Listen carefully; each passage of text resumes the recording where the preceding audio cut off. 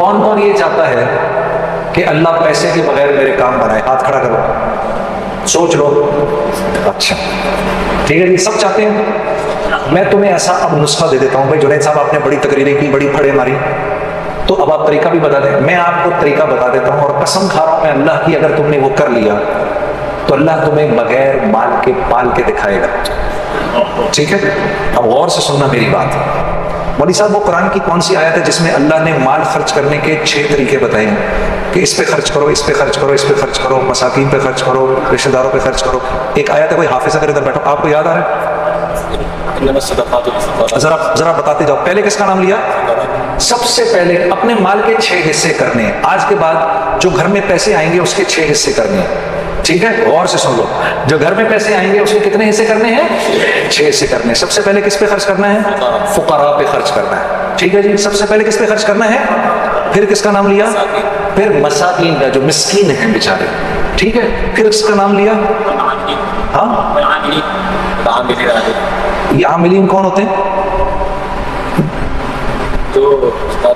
جو اچھا، یہ وہ والی آیت ہے جس میں گردن چھڑانے والوں کا بھی ذکر ہے.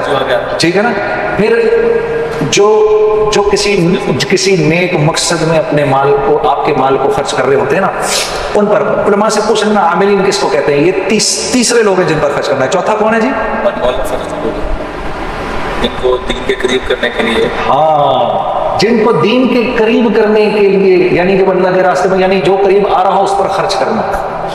جو دین کے قریب آ رہا ہو اس پر خرچ کرنا. یہ نہیں کہ دعوت دینے گئے تو اسی کے گھر میں کھانا شروع کر دیا.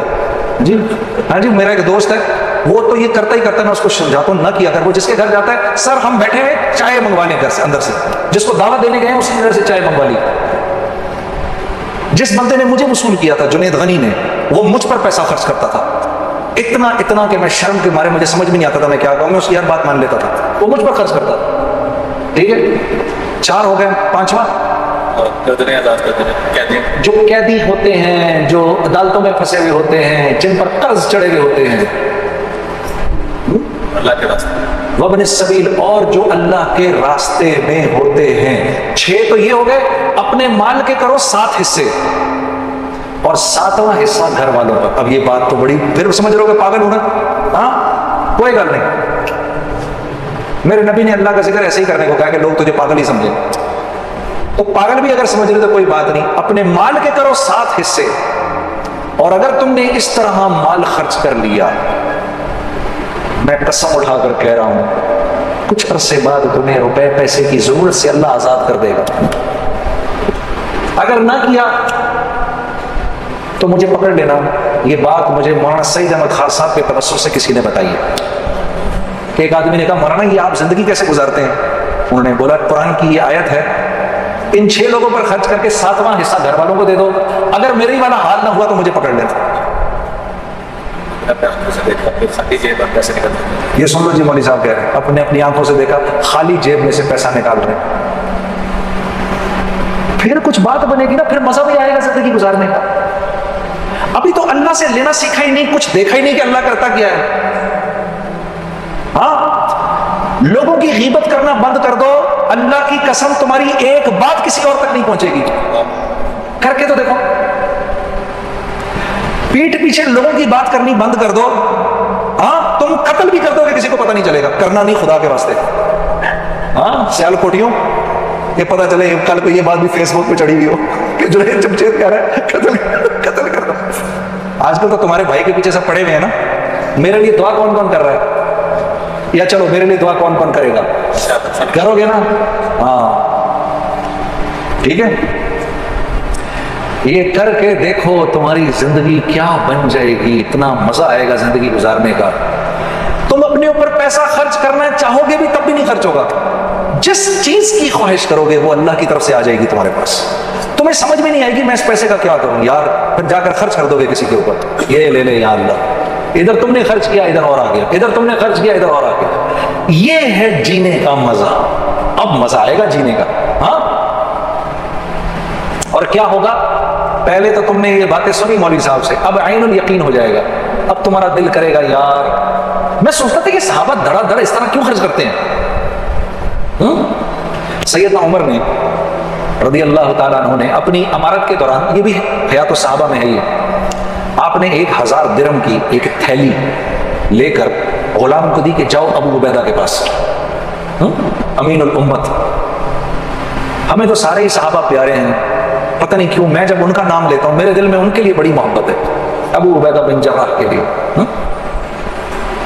ان کی زندگی پڑھنا ضرور، کیا انسان تھے یہ، اپنے ان کے انتقال وقت کی زندگی پڑھنا تمہیں پتہ چلے گا ابو عبیدہ بن جراح رضی اللہ تعالیٰ عنہ کیا صحابی تھے۔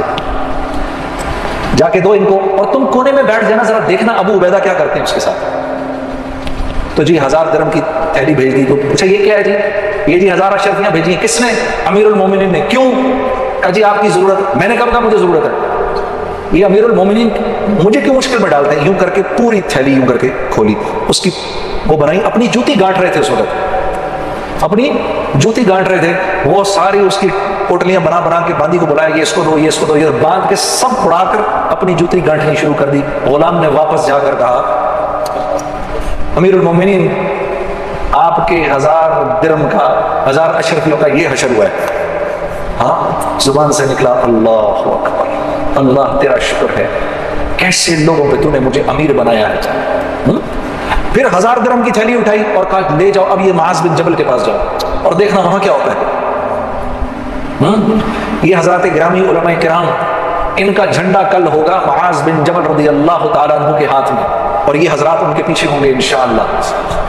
ہاں تو جناب ان کو دی، انہوں نے بھی ایسے کھول دی پوری تھیلی۔ کیوں بھیجا بھائی، کیوں بھیجا؟ ہم نے کب کہا امیر المومنین کیوں مشکل میں ڈالتے ہیں؟ سب بانٹ دی تو ان کی بیٹی اور ان کی بیوی آ گئی کہ بھئی ہمیں بھی ضرورت ہے۔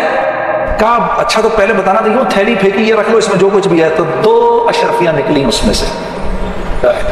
غلام واپس گیا، کیا ہوا؟ کہا جی یہ ہوا۔ اللہ تیرا شکر ہے، تو نے ایسوں پہ مجھے امیر بنایا۔ پھر فرمانے لگے معاذ بن جبل، ابو عبیدہ بن جراح اور حذیفہ بن یمان، یہ تینوں ایک دوسرے کے بھائی، کہ ان کو واقعی دل نہیں کرتا تھا، یہ جانتے تھے یہ مال اور طاقت اور حکومت کے بغیر پلنا جانتے تھے، اس لیے ان چیزوں سے ان کو کراہیت ہوتی تھی جو ہمیں پسند ہیں۔ ہاں انسان کو اللہ نے اپنے لیے بنایا ہے، انسان کو اللہ نے اپنے لیے بنایا ہے۔ یہ اللہ کو چھوڑ کر کسی اور کا ہوگا تو پریشان ہو جائے گا۔ اس دل کے اندر اللہ کے علاوہ کسی اور کی محبت ڈالو، ذرا پتہ چل جائے گا۔ کسی اور کی محبت ڈالو، ہمیشہ کا روگ، ہمیشہ کی پریشانی تمہارا مقدر بن جائے گی۔ جو کچھ سنا گیا اللہ پاک اس پر عمل کرنے والا اور آگے لوگوں تک پہنچانے والا بنائے۔ مزید اصلاحی بیانات کے لیے ہمارا یوٹیوب چینل بیوٹیفل بیان JJ کو سبسکرائب کریں اور ویڈیو کو لائک کریں۔ جزاک اللہ خیر۔